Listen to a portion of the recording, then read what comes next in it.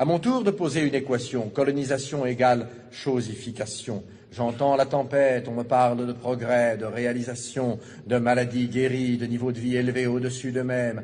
Moi, je parle de sociétés vidées d'elles-mêmes, de cultures piétinées, d'institutions minées, de terres confisquées, de religions assassinées, de magnificence artistique anéantie, d'extraordinaires possibilités supprimées.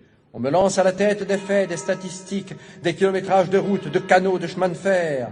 Je parle de millions d'hommes arrachés à leur Dieu, à leur terre, à leurs habitudes, à leur vie, à la danse, à la sagesse. Je parle de millions d'hommes à qui l'on a inculqué savamment la peur, le complexe d'infériorité, le tremblement, l'agenouillement, le désespoir, le larbinisme. On m'en donne plein la vue de tonnages de coton ou de cacao exportés, d'hectares d'oliviers ou de vignes plantées. Moi, je parle d'économie naturelle, d'économie harmonieuse et viable, d'économie à la mesure de l'homme indigène, désorganisée, de culture vivrière détruite, de sous-alimentation installée, de développement agricole orienté selon le seul bénéfice des métropoles, de rafles de produits, de rafles de matières premières.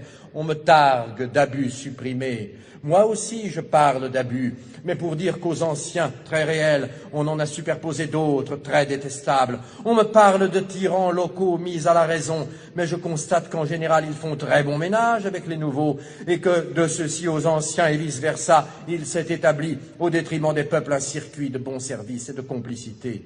On me parle de civilisation, je parle de prolétarisation et de mystification. Pour ma part, je fais l'apologie systématique des civilisations para-européennes. Chaque jour qui passe, chaque déni de justice, chaque matraquage policier, chaque réclamation ouvrière noyée dans le sang, chaque scandale étouffé, chaque expédition punitive, chaque quart de CRS, chaque policier, chaque milicien nous fait sentir le prix de nos vieilles sociétés.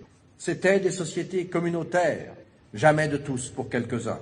C'étaient des sociétés pas seulement anticapitalistes, comme on l'a dit, mais aussi anticapitalistes. C'étaient des sociétés démocratiques toujours. C'étaient des sociétés coopératives, des sociétés fraternelles.